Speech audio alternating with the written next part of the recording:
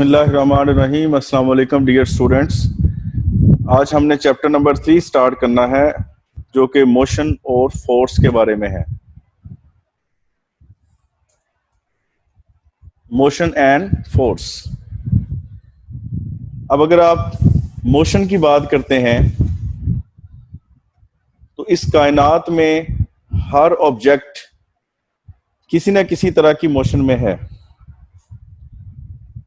Whole universe जो है, आपकी पूरी जो यूनिवर्स है, that is in state of continual motion, यानी हर वक्त जारी रहने वाली मोशन के अंदर है। अगर आप सूरज के गिर्द जमीन की अर्थ की मोशन को देखें और इसके अलावा अर्थ की अपने एक्सेस के गिर्द जो मोशन है उसको आप ऑब्जर्व करें, या फिर अर्थ की के गिर्द जो चांद है, चांद की मोशन को देखा जाए, या फिर किसी एटम की अगर आप बात करते हैं तो एटम के अंदर जो पार्टिकल्स हैं, प्रोटॉन, न्यूट्रॉन और इलेक्ट्रॉन, वो भी हर वक्त जो है वो किस हालत में है? मोशन की हालत में है। इट मीन्स बहुत बड़े बड़े अजसाम से लेकर बहुत छोटे छोटे अजसाम तक, every object in the universe is in the state of motion. जब हर जिस्म मोशन में है तो हमारे लिए मोशन को स्टडी करना इंपॉर्टेंट हो जाता है। तो हमारे इर्द गिर्द जो दुनिया मौजूद है उस दुनिया को हम कहते हैं फिजिकल वर्ल्ड, यानी हम अपने इर्द गिर्द मुख्तलिफ इंसानों को, गाड़ियों को, या किसी घर के अंदर पंखे को, या फिर किसी और तरह से आप मुख्तलिफ ऑब्जेक्ट्स को, जैसे फॉर एग्जाम्पल बॉल है या कोई साइकिल है, इसको मोशन करते हुए देखते हैं। तो ये हमारी फिजिकल वर्ल्ड है जो हमें दिखाई देती है। अगर आप अपनी इस वर्ल्ड से बाहर स्पेस में देखना चाहते हैं तो आपको टेलीस्कोप की जरूरत पड़ेगी। ठीक है, बहुत बड़ी बड़ी टेलीस्कोप है, जैसे कि हबल स्पेस टेलीस्कोप है। उसकी मदद से हम स्पेस में मौजूद मुख्तलिफ ऑब्जेक्ट्स की मोशन को ऑब्जर्व कर सकते हैं। तो यहां से कंक्लूड ये होता है कि हमारी यूनिवर्स के अंदर every object is in some sort of motion, वो किसी न किसी मोशन में है।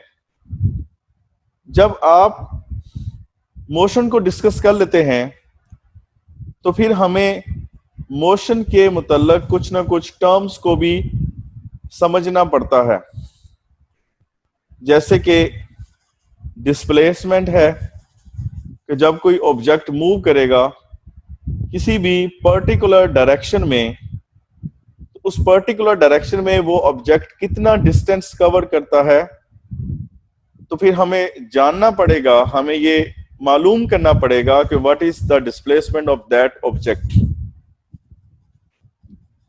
और अगर वो ऑब्जेक्ट मूव कर रहा है, कोई ना कोई डिस्प्लेसमेंट कवर करता है, और उस डिस्प्लेसमेंट के कवर करने में कोई ना कोई टाइम लगता है, क्योंकि कोई भी काम हम करते हैं तो उसमें टाइम इन्वॉल्व जरूर होता है। इसलिए जब आप टाइम के लिहाज से डिस्प्लेसमेंट में आने वाली चेंज को स्टडी करते हैं तो हमें एक और टर्म से वास्ता पड़ता है जिसको हम वेलोसिटी कहते हैं। जब आप वेलोसिटी में चेंज को डिस्कस करते हैं विद रिस्पेक्ट टू टाइम, तो then we will obtain a new quantity, a new term which is called acceleration. जब आप किसी मैस को मोशन में डिस्कस करते हैं और उसकी वेलोसिटी का तस्करा करते हैं, तो then mass in motion is called momentum. तो हम मोमेंटम की बात करते हैं। इसके बाद जब हम नेक्स्ट आगे प्रोसीड करेंगे तो हम पहुंच जाएंगे 2 डायमेंशनल मोशन पे, और उसके बाद जो है वो हम 3 डायमेंशनल मोशन की बात करते हैं। लेकिन यहां आपका जो कोर्स है इस चैप्टर में वो 2 डायमेंशनल मोशन तक है। इस तरह इस चैप्टर के अंदर हम इन टर्म्स के बारे में जानने की कोशिश करेंगे। तो आइए चलते हैं कि व्हाट इज डिस्प्लेसमेंट। डिस्प्लेसमेंट क्या होता है, हम डिस्प्लेसमेंट के बारे में जानने की कोशिश करते हैं। What is displacement? तो डिस्प्लेसमेंट को समझने से पहले आपको जो है वो कंसेप्ट होना चाहिए कि व्हाट इज पोजीशन वेक्टर। पिछले चैप्टर में, चैप्टर नंबर 2 में, आप पोजीशन वेक्टर के बारे में डिस्कस कर चुके हैं। उसमें हमने कहा कि आपके पास अगर 2 डायमेंशन की बात हो रही है, एक्स और वाई एक्सेस, तो उनके ओरिजिन से किसी पॉइंट की पोजीशन को लोकेट करने के लिए हम एक वेक्टर ड्रॉ करते हैं। वो वेक्टर उस पॉइंट का पोजीशन वेक्टर कहलाता है। वो वेक्टर उसका क्या कहलाता है? Position vector. ठीक है, उस पॉइंट के कोऑर्डिनेट्स जो हैं वो 2 डायमेंशन की वजह से ए और बी होंगे। जब आप 3 डायमेंशन की बात करते हैं तो यही कोऑर्डिनेट्स ए, बी और सी हो जाते हैं। तो जब आपको पोजीशन और पोजीशन वेक्टर का कंसेप्ट है तो फिर हम डिस्कस कर सकते हैं, हम स्टडी कर सकते हैं डिस्प्लेसमेंट के बारे में। यहां पे मैं एक आपके सामने जो है वो एक पाथ शो करता हूं। ये एक पाथ है। इस पाथ में ये एक पॉइंट ए है और यहां तक एक पॉइंट जो है वो बी है। पॉइंट ए शो करता है इनिशियल पोजीशन को, किसी ऑब्जेक्ट की इनिशियल पोजीशन को, और पॉइंट बी शो करता है किसी ऑब्जेक्ट की फाइनल पोजीशन को। अब हम इस पॉइंट ए के लिए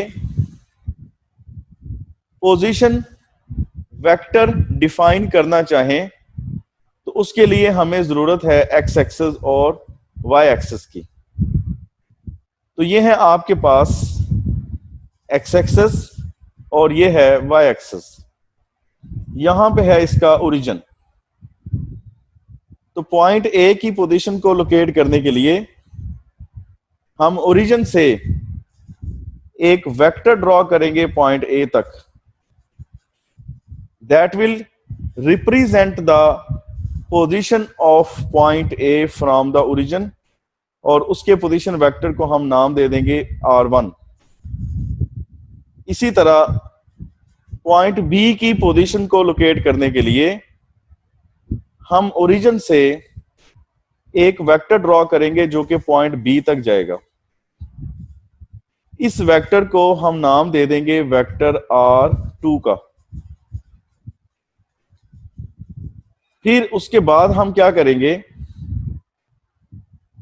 कि पॉइंट ए से पॉइंट बी की तरफ एक वेक्टर ड्रॉ करेंगे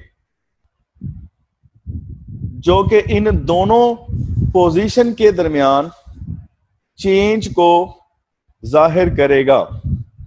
उस वेक्टर को हम अपनी तरफ से नाम दे देते हैं डी का। डी का सिंबल हम इस्तेमाल करते हैं डिस्प्लेसमेंट के लिए। नाउ हम इस्तेमाल करेंगे head to tail rule. Head to tail rule के मुताबिक आपके पास 2 वेक्टर्स होते हैं। उसमें एक वेक्टर को आप फर्स्ट वेक्टर और दूसरे वेक्टर को सेकंड वेक्टर कंसीडर करते हैं और उनको हम इस तरह से कंसाइड करते हैं कि फर्स्ट वेक्टर की हेड के साथ, ये फर्स्ट वेक्टर का हेड है, इसके हेड के साथ सेकंड वेक्टर की टेल मिल जाए. Coincide the tail of second vector with the head of the first vector. Then join the tail of first vector to the head of last vector. Last vector second vector भी हो सकता है. Last vector head to tail rule के मुताबिक कोई third, fourth and so on कोई भी vector हो सकता है. तो यहां पे चूंकि ये सेकंड वेक्टर है इसलिए हम इसको सेकंड वेक्टर के साथ ज्वाइन करेंगे. तो ये जो ग्रीन वेक्टर लाइन आपको नजर आ रही है, this is the resultant vector. तो हेड टू टेल रूल के मुताबिक हम कैसे लिखते हैं? फर्स्ट वेक्टर ओ ए के साथ हमने ऐड कर दिया सेकंड वेक्टर ए बी को और उससे हमें रिजल्टेंट वेक्टर मिला O B. First vector O A को हमने नाम दिया है R1 का, ए बी को हमने नाम दिया है डिस्प्लेसमेंट डी का और ओ बी को नाम दिया है R2 का. यहां अगर आपने डी की वैल्यू निकालनी है तो R1 को उठा के इक्वल के दूसरी तरफ ले जाएं तो वो उसमें से माइनस हो जाएगा. This negative sign shows some change, ये किसी ना किसी चेंज को शो करता है. अब ये चेंज किस किस के दरमियान है? R2 और R1 के दरमियान है. तो यहां से क्या जाहिर होता है? R2 is the position and R1 is also the position. It means there is some change in position. तो फिर इसे हम कह सकते हैं change in position. This is change in position. कहां से कहां तक चेंज है?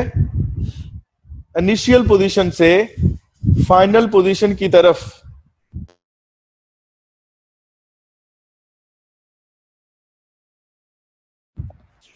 ये चेंज जो है वो इनिशियल पोजीशन से फाइनल पोजीशन की तरफ है. Therefore we define displacement as a change. Displacement को हम किस तरह डिफाइन करेंगे? A change in its position, यानी किसी जिस्म की पोजीशन में चेंज. कहां से? From its initial position to final position, यानी उसकी इनिशियल पोजीशन से फाइनल पोजीशन की तरफ चेंज कहलाती है displacement. This change is called displacement. ये जो चेंज है ये क्या कहलाती है? डिस्प्लेसमेंट कहलाती है. Displacement is a change in its position of a body from its initial position to its final position, यानी किसी जिस्म की अपनी इनिशियल पोजीशन से फाइनल पोजीशन की तरफ जो चेंज है वो कहलाती है डिस्प्लेसमेंट. तो मैट्रिक तक आपने जो डिस्प्लेसमेंट का कंसेप्ट लिया है वो है the smallest distance between two points is called displacement. लेकिन यहां पे इसका जो कंसेप्ट है वो थोड़ा सा वाइड हो जाएगा, इसमें ज्यादा एक्सप्लेनेशन शामिल हो जाती है. उसमें और इसमें कोई डिफरेंस नहीं है, लेकिन इसको एक्सप्लेन करने का जो मेथड है वो थोड़ा सा डिफरेंट है, इसलिए हम यहां पे पोजीशन वेक्टर्स की बात करते हैं. Change in position is called displacement. Now we discuss about velocity. अब हम वेलोसिटी की बात करेंगे. What is velocity? वेलोसिटी क्या होती है?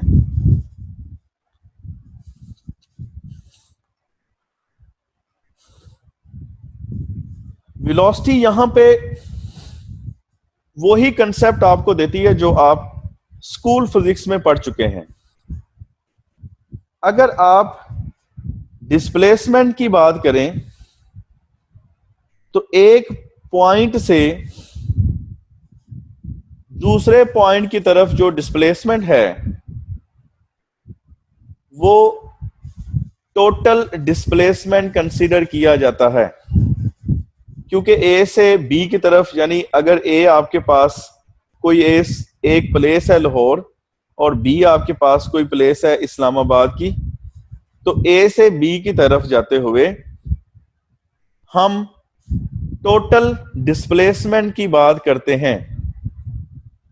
क्योंकि अगर आप हर लम्हे का displacement at every instant of time, time के हर लम्हे का डिस्प्लेसमेंट कैलकुलेट करना चाहें, तो वो डिस्प्लेसमेंट हो सकता है कि इक्वल या यूनिफॉर्म डिस्प्लेसमेंट ना हो,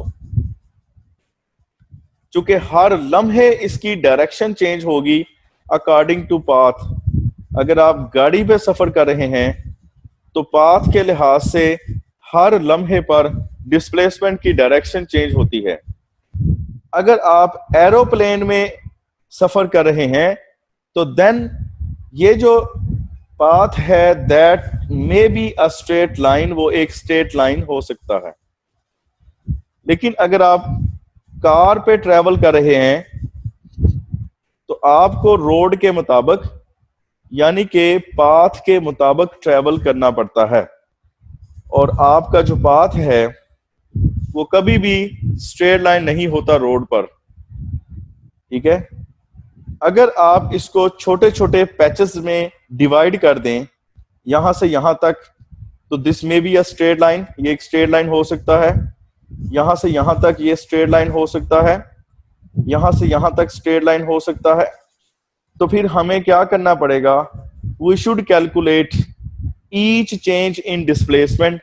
हमें हर छोटे से छोटे लम्हे के लिए डिस्प्लेसमेंट में इस चेंज को कैलकुलेट करना पड़ेगा। तो इस तरह की कैलकुलेशन से बचने के लिए हम इनिशियल पोजीशन से फाइनल पोजीशन तक टोटल डिस्प्लेसमेंट का कंसेप्ट यूज कर लेते हैं। तो जब आप टोटल डिस्प्लेसमेंट की बात करते हैं तो this is total displacement d according to the total time taken. तो जब आप डिस्प्लेसमेंट को टाइम के लिहाज से स्टडी करेंगे तो this will become rate of change of displacement. ये क्या बन जाएगा, rate of change of displacement, and this rate of change of displacement is called velocity. और इस rate of change of displacement को हम वेलोसिटी का नाम देते हैं, लेकिन ये वेलोसिटी जो है वो हर लम्हे की वेलोसिटी नहीं होती, ये एवरेज वेलोसिटी होती है, जो कि टोटल डिस्प्लेसमेंट को टोटल टाइम टेकन से डिवाइड करने पर हासिल होती है। This is average velocity. तो जब भी आप दो पोजीशन या दो पॉइंट के दरमियान डिस्प्लेसमेंट की बात करते हैं तो आपको लेना पड़ता है टोटल डिस्प्लेसमेंट और फिर उसके लिए टोटल टाइम टेकन।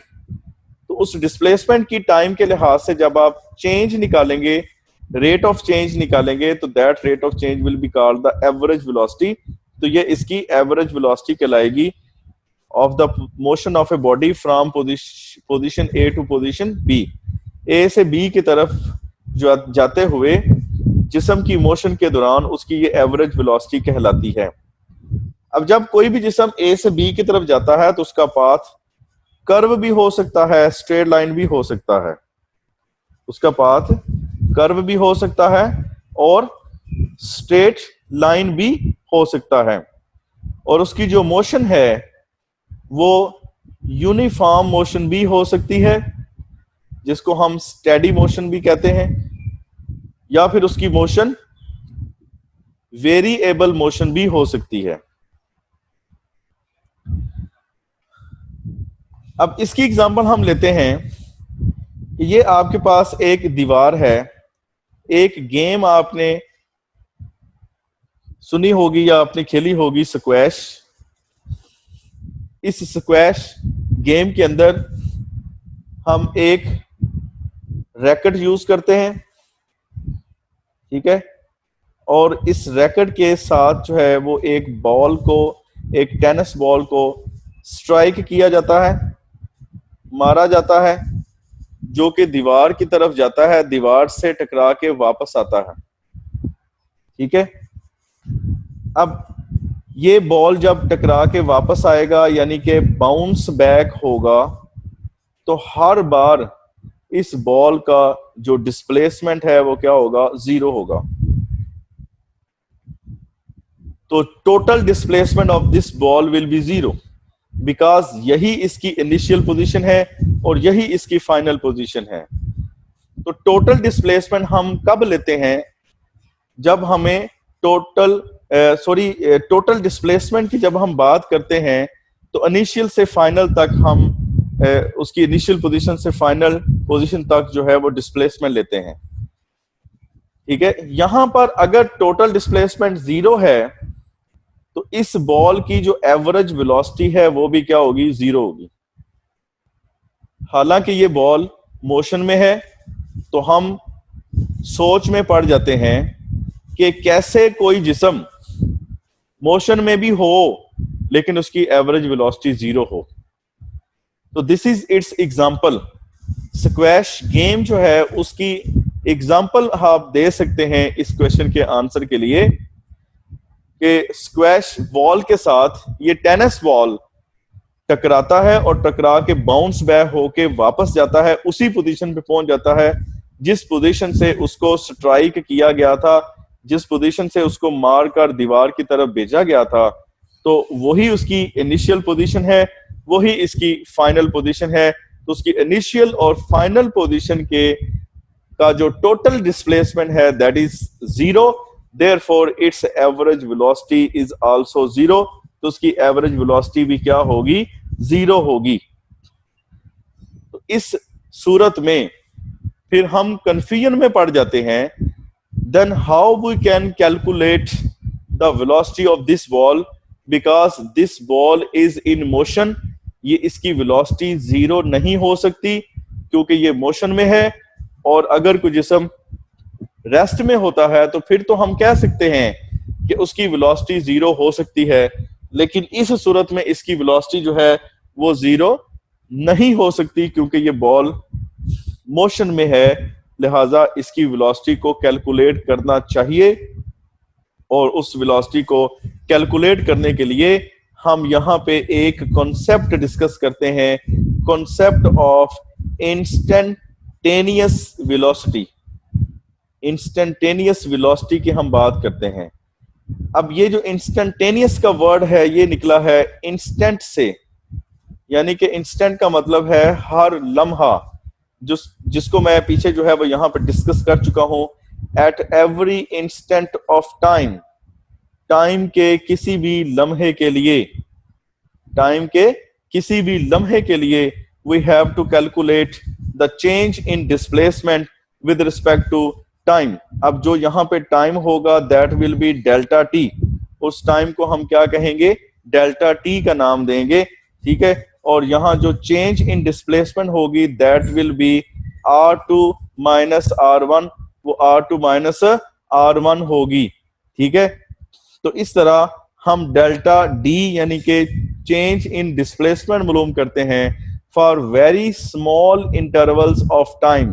किसके लिए, for very small intervals of time, यानी टाइम के इंतहाई छोटे वक्फों के लिए इतने स्मॉल इंटरवल लेने हैं कि उसकी जो वैल्यू है दैट अप्रोचेस टू 0, यानी कि वो डेल्टा टी अप्रोच करे किसकी तरफ, 0 की तरफ अप्रोच करे। तो फिर हम जो डिस्प्लेसमेंट में चेंज मालूम करते हैं that change will give us instantaneous velocity.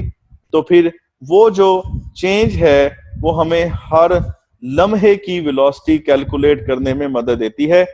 तो we can calculate instantaneous velocity. हम यहाँ पे इंस्टेंटेनियस वेलोसिटी कैलकुलेट कर सकते हैं। ठीक है।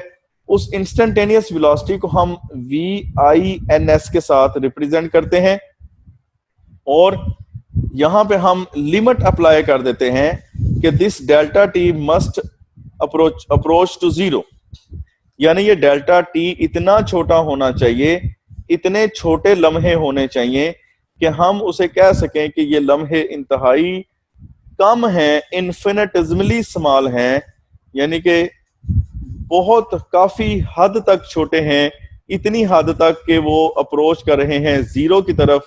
इस वजह से यहाँ पे हम लिमिट अप्लाई करते हैं एंड दिस रिलेशन जो है that shows the instantaneous velocity, ये इंस्टेंटेनियस वेलोसिटी को शो करता है। ठीक है, तो इसे हम क्या कहेंगे, the limiting value of delta D over delta T, the limiting value of delta D over delta T as delta t approaches to zero is called instantaneous velocity। तो फिर इस तरह हम instantaneous velocity की डेफिनेशन कर सकते हैं, the limiting value of delta d over delta t as the time interval delta t following the time t approaches to zero, यानी कि टाइम टी को फॉलो करते हुए, इतना कम करते हुए कि वो उसकी वैल्यू जो है वो जीरो की तरफ अप्रोच करे, तो देन इस वेलोसिटी को हम इंस्टेंटेनियस वेलोसिटी का नाम देते हैं।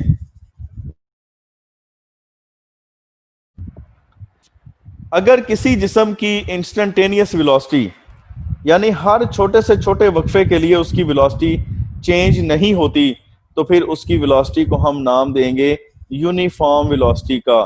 ठीक है, अगर किसी जिस्म की वेलोसिटी इंस्टेंटेनियस वेलोसिटी हो लेकिन वो इस छोटे से छोटे वक्फे के लिए भी चेंज ना हो, तो फिर उसकी वेलोसिटी को हम यूनिफॉर्म वेलोसिटी कहते हैं।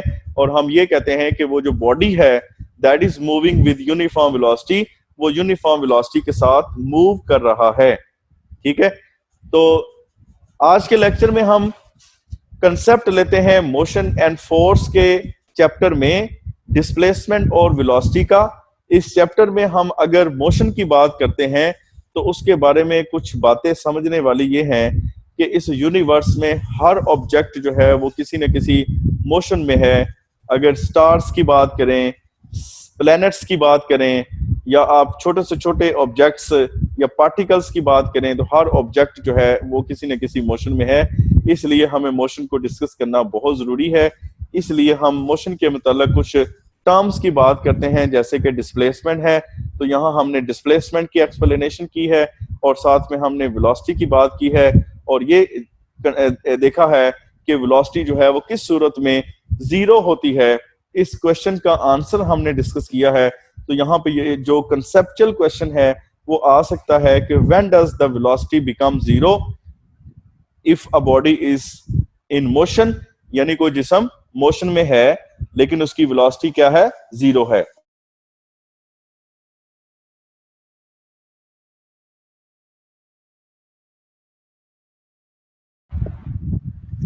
तो यहां तक आज जो है हमने डिस्कस कर लिया है। तो इसके बारे में कोई भी आपके क्वेश्चंस हैं तो उसे आप जो है वो कमेंट्स में लिखकर डिस्कस कर सकते हैं मेरे साथ, और मिलते हैं फिर इंशाल्लाह ताला नेक्स्ट लेक्चर में। इजाजत दीजिए, अल्लाह हाफिज।